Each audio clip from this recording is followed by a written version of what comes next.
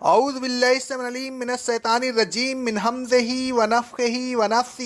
سورہ بقرہ کی آیت نمبر 256 میں اللہ رب العالمین فرماتا ہے، دین اسلام کو منوانے میں کسی پر جبر نہیں کیا جائے۔ ہدایت گمراہی سے واضح طور پر ممیز ہو چکی ہے۔ جس کا جی چاہے ایمان لائے اور جس کا جی چاہے کفر کرے۔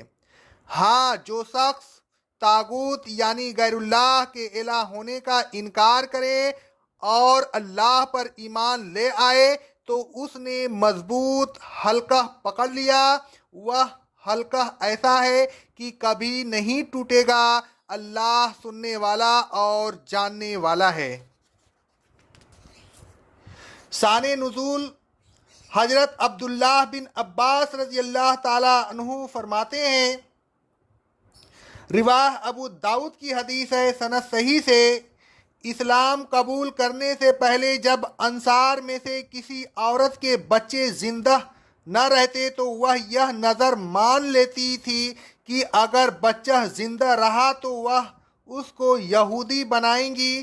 پھر جب بنو نذیر کو، جو یہودیوں کا ایک قبیلہ تھا، جلا وطن کیا گیا تو ان میں انصار کے کئی لڑکے تھے۔ انصار نے کہا، ہم ان کو نہیں چھوڑیں گے، ہم ان کو زبردستی مسلم بنائیں گے۔ اس وقت اللہ تبارک و تعالیٰ نے یہ آیت نازل فرمائی، لا اکراہ فی الدین، دین منوانے میں کسی پر جبر نہ کیا جائے۔ ہدایت گمراہی سے واضح طور پر ممیز ہو چکی ہے۔ اس آیت میں اللہ تبارک و تعالیٰ نے کسی کو جبراً مسلم بنانے کی ممانعت کر دی، اس لیے کہ جبراً اسلام قبول کرنے والے کی نیت میں خلوص نہیں ہوتا، اس کا دل ایمان سے خالی ہوتا ہے اور زبان سے محض سنانے کے لیے ایمان کا اقرار کرتا ہے۔ ایسا ایمان جو دل میں نہ ہو، محض زبان پر ہو، ایمان نہیں کہلاتا۔ لہذا جبراً کسی کو مسلم بنانے سے کوئی فائدہ نہیں۔ ایسی حالت میں وہ اسلام قبول کرنے کے بعد بھی کافر اور نور ہدایت سے محروم رہتا ہے۔ اللہ تبارک و تعالیٰ فرماتا ہے سورہ الزمر کی آیت نمبر 22 میں، کیا جس شخص کا سینہ اللہ نے اسلام کے لیے کھول دیا ہو اور وہ اپنے رب کی طرف سے آئے ہوئے نور ہدایت پر ہو، اس جیسا ہو سکتا ہے جس کے سینہ میں سختی ہو اور اسلام کے لیے دل میں کوئی جگہ نہ ہو۔ آگے اللہ رب العالمین فرماتا ہے سورہ انعام کی آیت نمبر 125 میں، جس شخص کو اللہ ہدایت دینا چاہتا ہے تو اس کے سینہ کو اسلام کے لیے کھول دیتا ہے۔ مندرجہ بالا آیات سے معلوم ہوا کہ اسلام شرح صدر کے ساتھ قبول کرے تو فائدہ ہے، ورنہ کوئی فائدہ نہیں۔ زبردستی اسلام قبول کروانے سے اسلام قبول کرنے والے کا شرح صدر نہیں ہوتا، لہذا وہ ہدایت کی روشنی سے محروم ہی رہتا ہے، کیونکہ ایسا اسلام آخرت میں مفید نہیں۔ لہذا جبراً کسی کو مسلم بنانے کی ممانعت کر دی گئی۔ اللہ تبارک و تعالیٰ فرماتا ہے، قد تبین الرشد من الغی، ہدایت اور گمراہی ایک دوسرے سے ممتاز ہو چکی ہے، لہذا جس کو ہدایت قبول کرنی ہے وہ بصیرت کے ساتھ ہدایت قبول کرے، ہدایت کو ہدایت سمجھ کر قبول کرے۔ جو شخص ہدایت کو ہدایت سمجھ کر قبول کرتا ہے وہی در حقیقت ہدایت پر ایمان لاتا ہے۔ جو شخص ہدایت کو ہدایت نہیں سمجھتا لیکن کسی دوسرے کی زبردستی سے اس کا محض زبان سے ہدایت تسلیم کر لیتا ہے تو یہ تسلیم کرنا لایانی ہے اور اس کا مسلم بننا بیکار ہے۔ پھر اللہ تبارک و تعالیٰ فرماتا ہے، فَمَن يَكْفُرْ بِالطَّاغُوتِ وَيُؤْمِنْ بِاللَّهِ، جس شخص نے غیر اللہ کی الوہیت کا انکار کر دیا اور شرح صدر سے ایمان لے آیا تو اس نے اسلام کے حلقہ کو مضبوطی سے پکڑ لیا۔ لنفسام اللہ، یہ حلقہ ٹوٹنے والا نہیں۔ آیت کا مطلب صاف ہے کہ جب تک کوئی شخص اللہ تبارک و تعالیٰ کے علاوہ دوسرے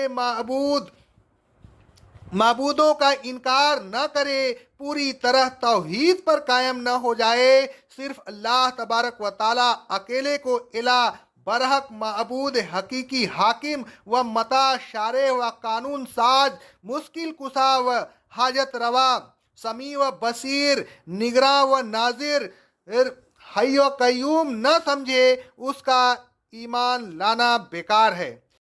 حضرت عبداللہ بن سلام رضی اللہ تعالیٰ عنہ فرماتے ہیں، صحیح بخاری کی حدیث ہے، میں نے خواب میں دیکھا کہ میں ایک باغ میں ہوں، باغ کے وسط میں ایک ستون ہے، اس ستون کے اعلیٰ حصہ پر ایک حلقہ ہے۔ کسی نے مجھ سے کہا اس پر چڑھو، میں نے کہا میں نہیں چڑھ سکتا۔ اتنے میں ایک خادم آیا، اس نے میرے کپڑے اٹھائے، پھر میں اس ستون پر چڑھ گیا اور اس حلقہ کو مضبوطی سے پکڑ لیا۔ جب میں جاگا تو اس وقت تک میں اس حلقہ کو مضبوطی سے پکڑے ہوئے تھا۔ میں نے یہ خواب رسول اللہ صلی اللہ علیہ وسلم سے بیان کیا۔ آپ نے فرمایا، وہ باغ اسلام کا باغ ہے، وہ ستون اسلام کا ستون ہے، اور وہ حلقہ علاورت الوثقی یعنی مضبوط حلقہ ہے۔ اور اے عبداللہ، تم اسلام کو مضبوطی سے پکڑے رہو گے یہاں تک کہ تمہیں موت آئے گی۔ اس حدیث سے معلوم ہوا کہ علاورت الوثقی اسلام کے ستون کی بلندی پر وہ حلقہ ہے جس کو مضبوطی سے پکڑ لینے کا مطلب اسلام پر مضبوطی سے قائم رہنا ہے۔ جو شخص تمام مصائب کو جھیلتا ہوا اسلام پر پوری طرح عمل کرتے ہوئے اسلام کے حلقہ کو مضبوطی سے پکڑ لے تو پھر وہ کامیاب ہو گیا۔ اب اسلام سے اس کا رشتہ منقطع نہیں ہو سکتا۔ پھر اللہ تبارک و تعالیٰ نے فرمایا، واللہ سمیع علیم، اللہ سننے والا جاننے والا ہے۔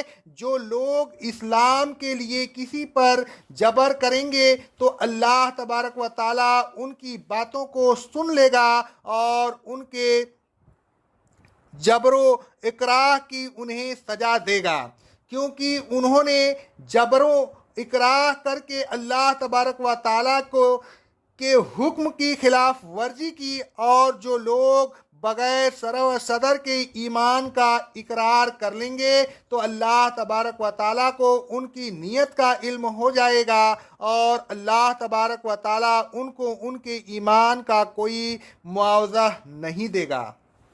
اے لوگوں، کسی کو زبردستی مسلم نہ بنائیے، اسلام کے حلقہ کو مضبوطی سے پکڑ لیجئے، توحید و حنیفیت کے ساتھ تمام لوگوں سے اپنی توقعات منقطع کر لیجئے اور صرف اللہ تبارک و تعالیٰ سے لو لگا لیجئے، اسی کے احکام پر چلیے، اسی کے قانون کو مانیے، اس کے احکام اور قوانین کے خلاف تمام احکام اور قوانین کا سختی سے انکار کیجیے۔ اگر آپ نے ایسا کر لیا تو پھر آپ اسلام پر مضبوطی سے جم گئے۔ اب انشاءاللہ آپ کے پائے استقلال میں لغزش نہیں آ سکتی، استقامت کا دامن ہاتھ سے نہیں چھوٹ سکتا۔ اقول قولی ھذا، استغفر اللہ، استغفر اللہ، استغفر اللہ۔